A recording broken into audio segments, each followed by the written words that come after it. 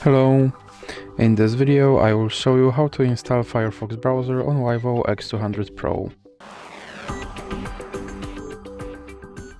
So you have to start by opening your Google Play Store, then click on search bar and type in Firefox. Now click search and click install.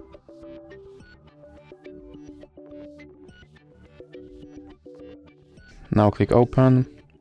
And here you can select your default browser, or you can click cancel, and now you can add Firefox widget, or you can click not now. Here you can sign in to your Firefox account, or you can click not now. Now you can turn on notifications, or you can click not now.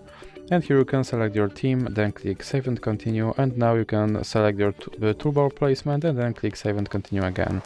And as you can see, my Firefox browser is now installed and is ready to use, so that's it for this video. If you liked it, please remember to leave a like and subscribe.